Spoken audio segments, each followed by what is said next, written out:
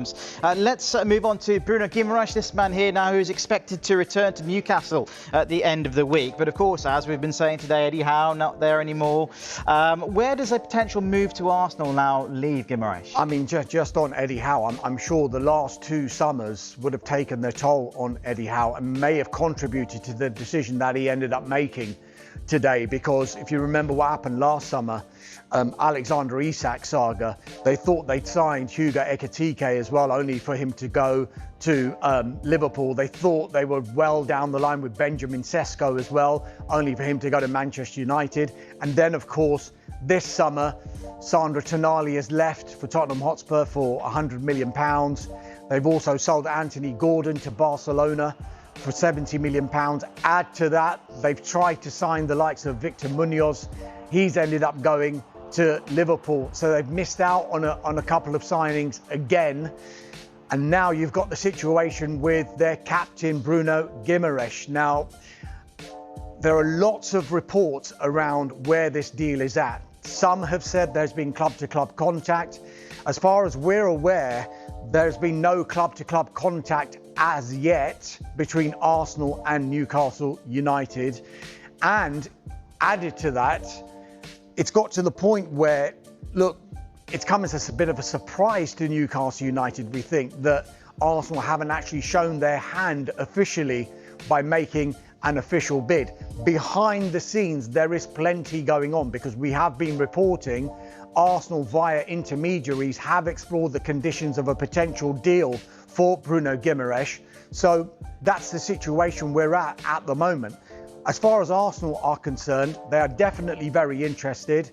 Let's see if they end up making that official bid to Newcastle United for their captain. He's still on an extended break. He's expected, as you mentioned, to come back later on this week.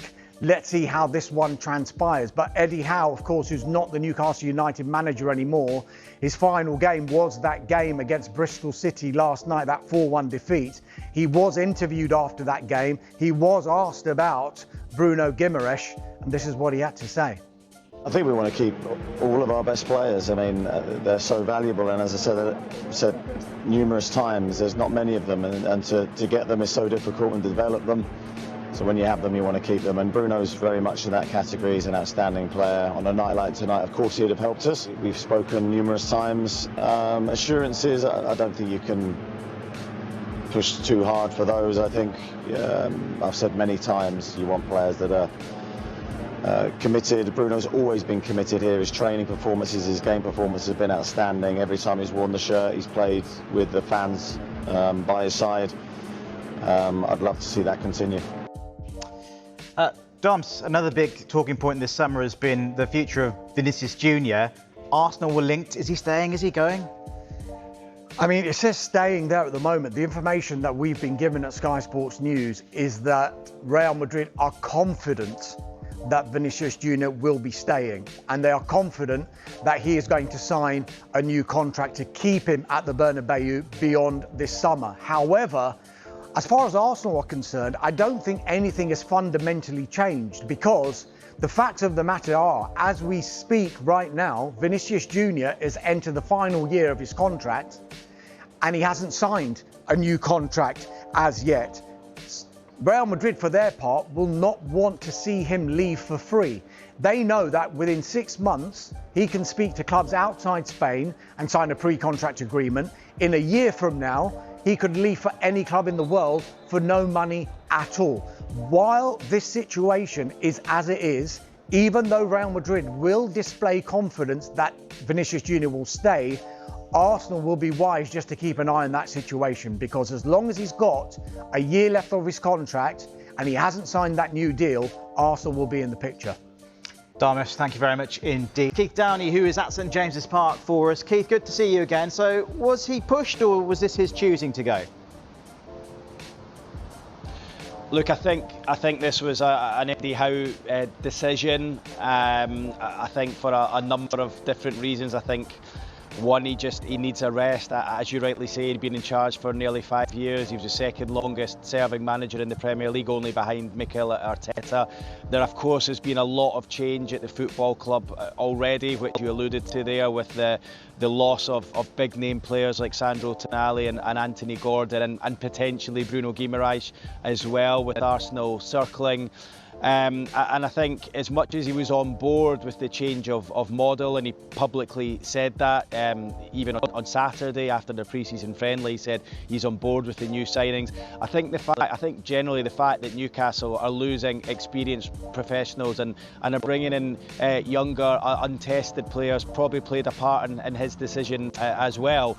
Remember also, Eddie Howe was ill last year, around about a year and a half ago. He was hospitalised with pneumonia, and although he pretty much has recovered from that, he was straight back on the treadmill, and there's no time to rest as a Premier League manager. Even on their holidays, they're all preparing for the new season. So I think for a number of those reasons, Eddie Howe feels it's time for a change and to allow a new man to take over.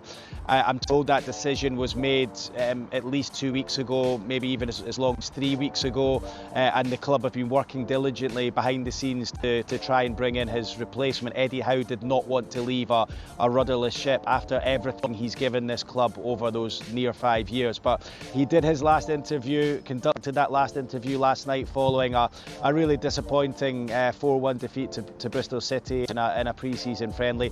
That was not the reason for the decision. This, as I said, had been in the pipeline for 2 weeks. But this is what Eddie Howe had to say last night in what will go down as his last ever interview as Newcastle United manager. Generally speaking, how sort of optimistic are you about the pre-season and the upcoming campaign? Because obviously it's been a lot of upheaval. Yeah, I think there's been a lot of change at the football club, and potentially more to come. So I think there's always reason to be optimistic, and that's very much my default setting. I believe that great things are possible every season. I think always go in with a real buzz of what's ahead. I see no reason to be any different this year. Yeah, on a personal basis, you're sort of relishing the fight, I suppose. Every day that I'm Newcastle manager is a great day for me. I think absolutely love the football club, and that will never change. Interesting comments there from Howe. But what's the mood like on Tyneside today, Keith? Yeah, it's a strange time, I have to say. There still is a sombre mood around this football club. It's been just 10 days since legendary manager Kevin Keegan passed, and all the tributes are still here at St James's Park. And I spoke to a few of the supporters down there. I have to say it's fairly mixed, and I've been sensing that for a while now. There has been an element of the fan base who are Eddie Howe. It is time for a change, and he's done everything he can do with the football club, and it was time for a new face. But there's also fans who are really disappointed. They grew to love Eddie Howe. He reconnected this city, this fan base, this football club, and he, like Kevin Keegan, will go down as a legendary manager, as you rightly said at the start, bringing back the first domestic silverware in 7 long decades, 2 Champions League qualifications, and really, a team that was heading for relegation, transforming it really quickly and bringing in some world-class talent. Of course, some of that world-class talent has left, and it feels like a changing of the guard now. So the fans I spoke to earlier, it felt like a mixed mood.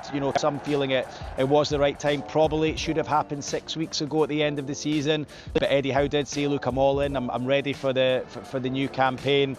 And then just I think with things that have happened, certain players leaving, not much in the way of experience being brought in. I think Eddie, combined with that and the fact that he's probably feeling quite tired after 5 long years, has felt that it's time to go. So look, not ideal timing, leaving the club just 3 weeks before the start of the new season.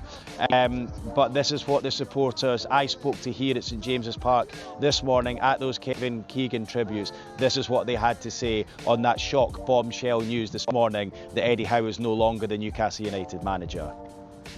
Gutted. I thought he was a brilliant manager. I just don't think he's had the backing, honestly. This summer, you mean? Or? All the time. They're getting rid of most of his best players. So, what can he do? I feel sad that he's gone. and I think he's done great for the team, and I don't know what their plan is. But I think it's been in the offing for quite a while, you know, all the players good and that. It's about time, so he's done the best he could for us. We deserve better, and it's a real shame that it's come to that. I don't feel he's had much say in that or control in it, and I think as a manager you should be in control of that, and we're all gutted. I mean, we're season ticket holders, we have been for years, and nothing ever runs smoothly with Newcastle United. Yeah, you can see the emotion there from the fans, Keith. No real comment from the club as yet. What do we read into that by?